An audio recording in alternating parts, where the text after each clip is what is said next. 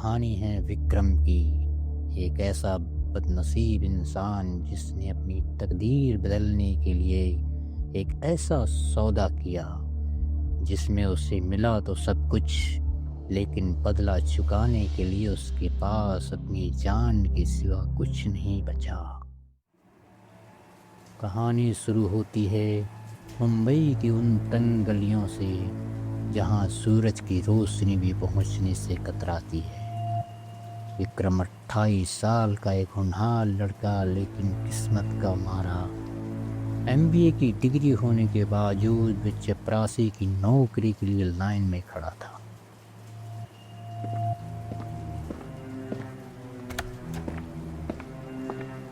अरे भाई, शक्ल देखिए अपनी।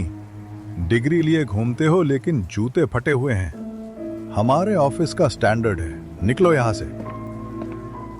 विक्रम बिना कुछ बोले सर झुकाकर बारिश में बाहर निकल आया। उसके फटे हुए जूतों में पानी भर गया।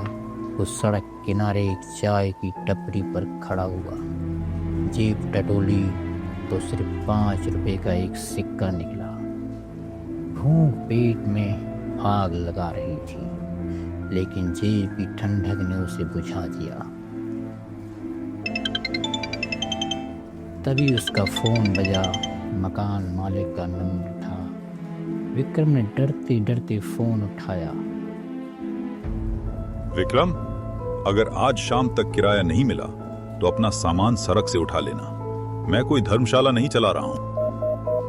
उस रात विक्रम घर नहीं गया।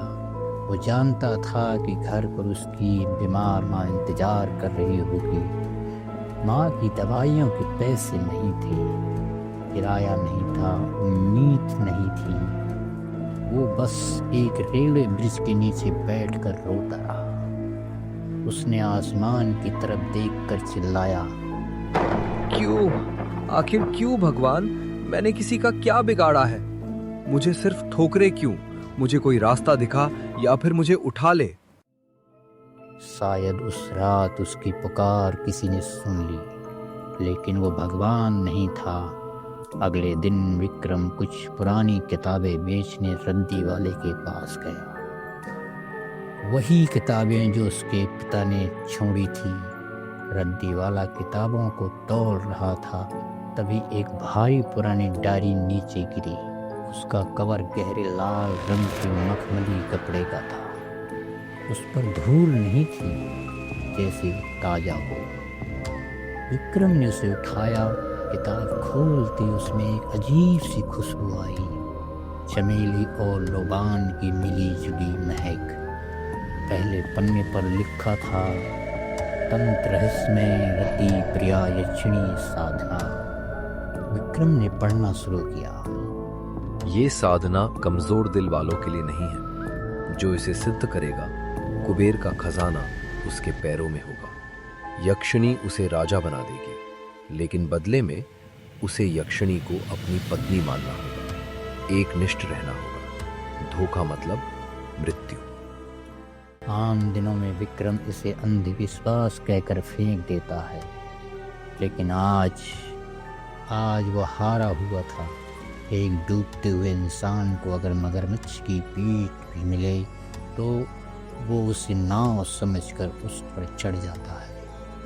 विक्रम ने वो डायरी बेची नहीं, वो उसे घर ले आया। अमावस्या की काली रात, शहर से दूर एक शमशान के पास पुराने बरगद के पेड़ के नीचे विक्रम बैठा था। उसके चारों तरफ गुलाब की इत्र की महक थी। उसने डायरी में लिखे मंत्रों को जाप शुरू किया। ओम ह्रीम रति प्रिया स्वा। ओम ह्रीम रति प्रिया स्वा। जैसे जैसे रात गहराई, माहौल बदलने लगा। पेड़ों के पत्ते जोर जोर से हिलने लगे, जैसे कोई अदृश्य बारात वहां से गुजर रही हो। विक्रम का पसीना छूट रहा था, लेकिन उसने आंखें नहीं खोली। अचानक सब शांत हो गया, एकदम सन्नाटा। और फिर उसके ठीक पीछे पायलों की आवाज आई। वो आवाज विक्रम के करीब आती गई। उसके कानों के पास एक ठंडी सांस महसूस हुई, एक ऐसी आवाज जो कानों में नहीं सीधा दिमाग में गूंजी। आंखें खोलो विक्रम। विक्रम ने आंखें खोली। उसके सामने जो खड़ी थी वो किसी अप्सरा से कम नहीं थी। खुली जुल्फें, बड़ी बड़ी नसीली आंखें और चेहरे पर एक मोहनी मुस्कान। विक्रम अपनी सुध-बुध खो बैठा। मैं तुम्हारी भक्ति से बंधी चली आई। बोलो, क्या चाहते हो? दौलत, शोहरत, दुनिया मेरे कदमों में हो। मिलेगा, सब मिलेगा। लेकिन याद रखना विक्रम, आज से मैं तुम्हारी और तुम मेरे सिवा किसी और स्त्री पर नजर भी डाली तो मैं वही ले लूंगी जो मैंने दिया है, तुम्हारी जान के साथ। विक्रम ने उस सुंदरता के मुंह में हामी भर दी और फिर विक्रम की दुनिया ऐसे पलटी जैसे किसी ने जादू की छड़ी घुमा दी हो। अगले ही दिन उसे एक पुरानी जमीन के लिए करोड़ों का ऑफर मिला। उसने वो पैसा स्टॉक मार्केट में लगाया। पैसा दुगना हो गया। जो बॉस उसे धक्का मार कर निकाल रहा था, आज विक्रम ने उसी की कंपनी खरीद ली। विक्रम अब विक्रम सर बन गया था। महंगी गाड़ियां, बड़ा बंगला, नौकर चाकर। लेकिन रात होते ही कहानी बदल जाती है।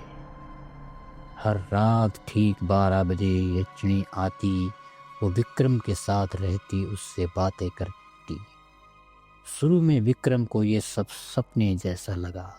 एक अलौकिक सुंदरी उसकी पत्नी थी, लेकिन धीरे धीरे उसे कुछ महसूस होने लगा। कभी कभी प्यार करते वक्त विक्रम को लगता कि यक्षिणी की त्वचा बर्फ जैसी ठंडी। कभी उसे लगता कि उसकी परछाई इंसान की नहीं बल्कि किसी जानवर जैसी हो। यक्षिणी का प्यार प्यार नहीं, जुनून था। और विक्रम को किसी से बात भी करते देखती तो कमरे की चीजें अपने आप टूटने लगती। विक्रम अब अमीर तो था, लेकिन वो एक सोने के पिंजरे में कैद था। तुम सिर्फ मेरे हो विक्रम, सिर्फ मेरे। मुझसे दूर जाने की सोचना भी मत। 2 साल बीत गए। विक्रम की माँ, जो अब ठीक हो चुकी थी, उन्हें विक्रम की तन्हाई चिंता देने लगी।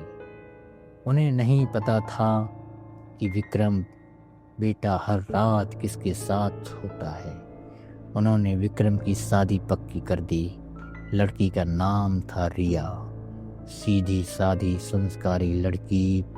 विक्रम मना करना चाहता था, लेकिन उसके अंदर का इंसान अब उस राक्षसी बंधन से मुक्त होना चाहता था। विक्रम ने सोचा, मैं अब भारत का सबसे अमीर आदमी हूँ। बड़े से बड़े तांत्रिक मेरे सारे पर आ सकते हैं। मैं शादी कर लूँगा और यक्षिणी ने कुछ किया तो मैं उससे भी काट ढूंढ लूँगा। आखिर वो एक आत्मा ही तो है। मैं इंसान हूँ, मैं उससे ज़्यादा चालाक हूँ। यही विक्रम की सबसे बड़ी भूल थी। इंसान कभी शैतान से चालाक नहीं हो सकता। जैसे ही विक्रम ने रिया को अंगूठी पहनाई, उसके घर के कांच झटकने लगे। उस रात यक्षिणी नहीं आई, लेकिन पूरे घर में सड़े हुए मांस की बदबू फैल गई। ये तूफान से पहले की शांति थी। शादी का दिन, हवेली सजी हुई थी। मेहमान खुश थे, लेकिन विक्रम पसीने से तरबतर था। उसे हर मेहमान के चेहरे में यक्षिणी की झलक दिख रही थी। जब वो फेरे ले रहा था तो उसे लगा कि अग्नि कुंड की आग से कोई उसे घूर रहा है। पंडित जी मंत्र पढ़ रहे थे, लेकिन विक्रम के कानों में सिर्फ एक ही आवाज गूंज रही थी, धोखा। धोखा, धोखा। किसी तरह शादी संपन्न हुई। विक्रम रिया को लेकर अपने आलीशान बेडरूम की तरफ बढ़ा। उसने सुरक्षा के लिए कमरे के चारों तरफ तांत्रिक धागे बंधवाए थे। उसे लगा कि वो सुरक्षित है। अगली सुबह जब घर वालों ने दरवाजा तोड़ा तो नजारा देखकर रिया कोमा में चली गई। कमरे में खून की एक बूंद नहीं थी, सब कुछ साफ था।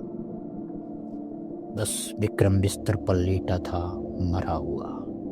लेकिन उसकी मौत सामान्य नहीं थी। उसका शरीर सूखा हुआ था, जैसे किसी ने उसके अंदर से खून की एक एक बूंद निचोड़ ली हो। और उसकी आंखें खुली हुई थी और उसमें एक भयानक डर जमा हुआ था। उसके हाथ में वही डायरी थी जो खुली हुई थी और उस पन्ने पर ताजे खून से लिखा था, हिसाब पूरा हुआ। पुलिस ने इसे हार्ट अटैक कहा, लेकिन पोस्टमार्टम करने वाले डॉक्टर भी हैरान थे कि एक जवान आदमी का शरीर रातों रात 100 साल के बूढ़े जैसे कैसे हो गया। विक्रम की सारी दौलत, सारा साम्राज्य धरा का धरा रह गया। कहते हैं उस हवेली में आज भी कोई नहीं रहता, लेकिन अमावस्या की रात को अगर आप वहाँ से गुजरें तो आपको किसी आदमी की चिल्लाने की आवाज़ नहीं आएगी, बल्कि आपको सुनाई देगा एक आदमी की अपनी पत्नी से प्यार भरी बातें करना और उसके जवाब में पायलों की आवाज़। सावधान रहो दोस्तों। शुभ रात्रि।